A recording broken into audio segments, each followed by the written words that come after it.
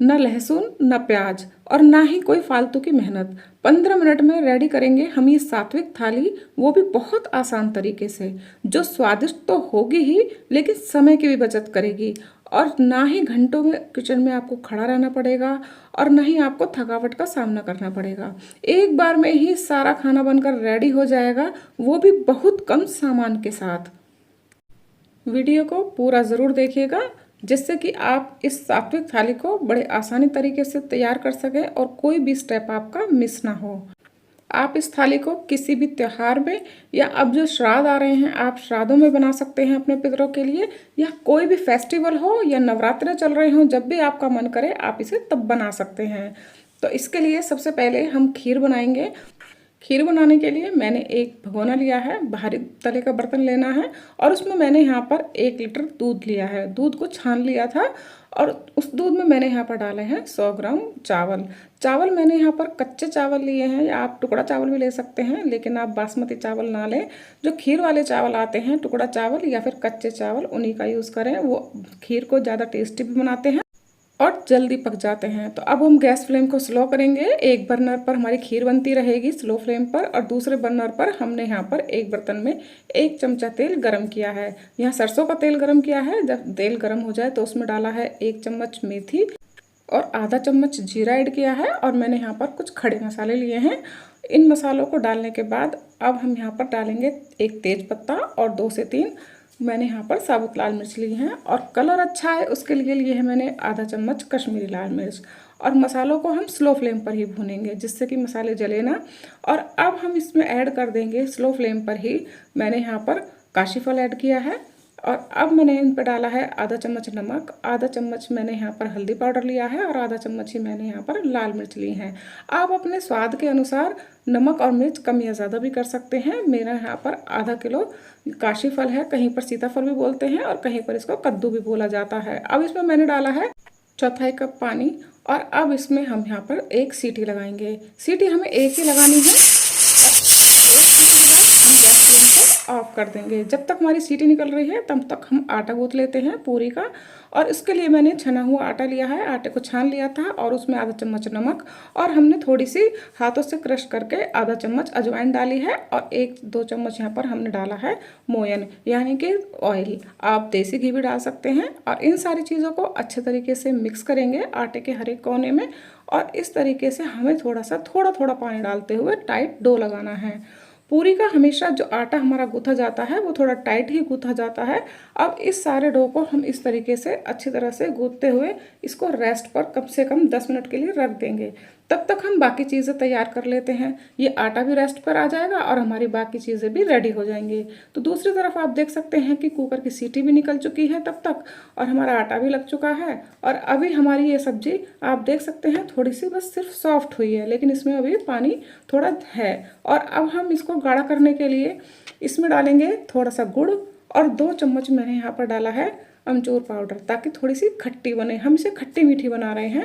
साथ में डाला है 1 चम्मच धनिया पाउडर, आधा चम्मच गरम मसाला, और इन सारे मसालों को अब अच्छी तरह से मिक्स करेंगे। और गुड़ को भी हम मेल्ट होने के लिए रख देंगे। 5 मिनट हम इसको ढककर पकाएंगे जिससे कि गुड़ भी मेल्ट हो जाएगा और ये हमारी सब्जी थोड़ी सी गाढ़ी भी हो जाएगी।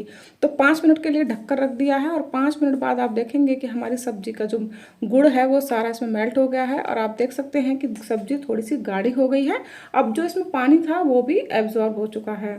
और अब हम इसको देखिए, आपको मैं इसको टेक्सचर दिखाती हूँ, देखने में कितनी बढ़िया लग रही है और कलर भी कितना अच्छा आया है।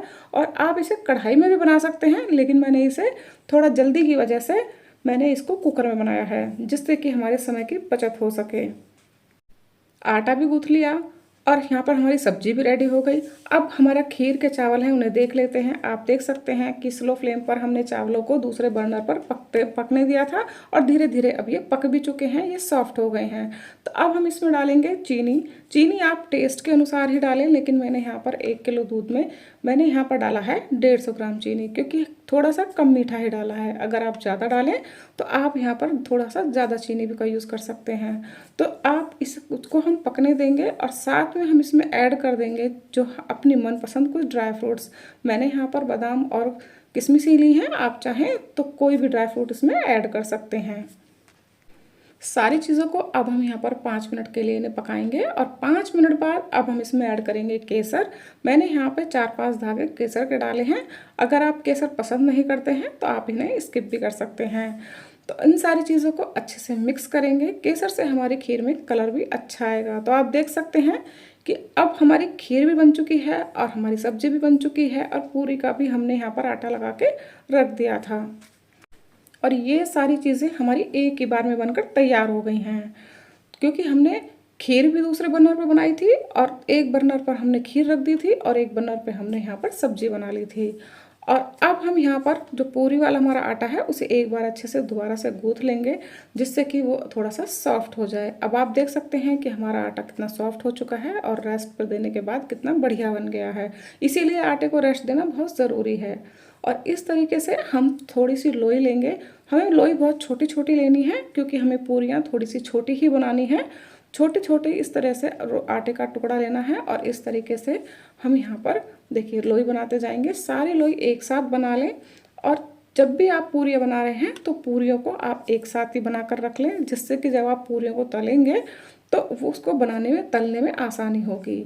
और पूरियाँ बनाने से पहले आप चकला या बेलन के ऊपर, दोनों के ऊपर आप यहाँ पर ऑयल या घी दोनों चीज़ एक लगा लीजिएगा, जिससे कि आपकी पूरियाँ चकले और बेलन में चिपकेंगी नहीं।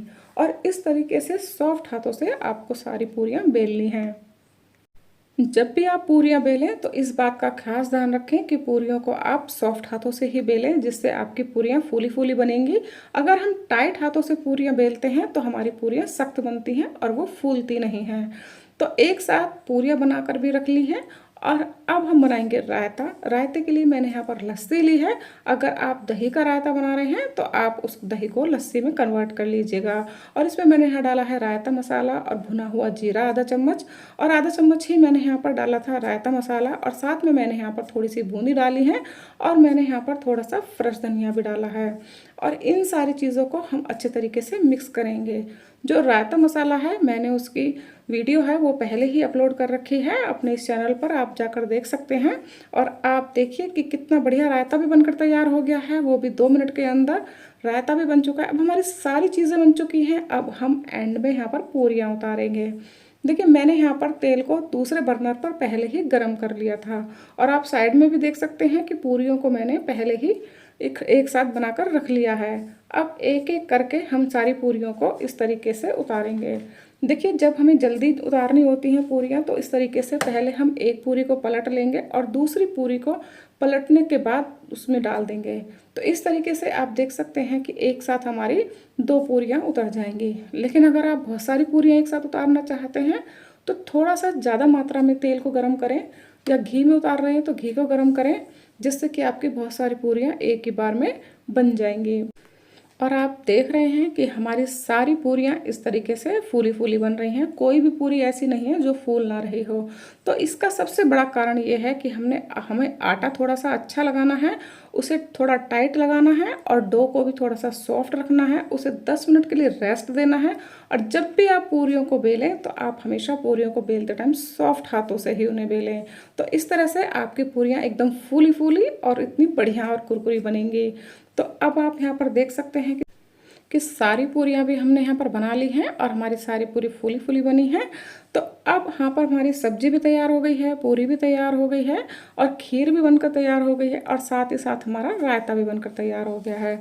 तो आप यहाँ पर सब्जी का कलर भी देख सकते हैं। और हमारी खीर थोड़ा सा ठंडा होने के बाद देखिए कितनी बढ़िया बनकर रबड़ीदार खीर बनकर तैयार हुई है, वो भी बहुत जल्दी। और साथ में आप देखिए रायता भी कितना बढ़िया लग रहा है। और इस तरीके से आप हमेशा 15 मिनट में ही एक साथ सारे गैस के बर्नर का यूज़ करके एक थाली बहुत जल्दी तैयार कर सकते हैं। इसमें ना ही ज़्यादा तामझाम की हमने ज़रूरत पड़ी है, और ना ही हमें यहाँ पर ज़्यादा मिर्च मसालों का यूज़ किया है, और ना ही हमने यहाँ पर लहसुन प्याज का यूज़ किया है। तो इस तरीके से आप बहुत जल्दी बहुत कम मिर्च मसालों में बिना लहसुन प्याज के एक सात्विक थाली तैयार कर सकते हैं। आप इस थाली को श्राद्ध में बना सकते हैं। और ये थाली जो हमने खाने का मेज़रमेंट बताया है 3 से 4 लोगों के लिए है। और इस तरीके से अगर आपको मेरा यह खाना बनाना पसंद आया हो, मेरा तरीका अच्छा लगा हो, तो मेरे इस चैनल को लाइक और सब्सक्राइब ज़रूर कीजिएगा और एक बार इस तरीके से ज़रूर बनाइएगा।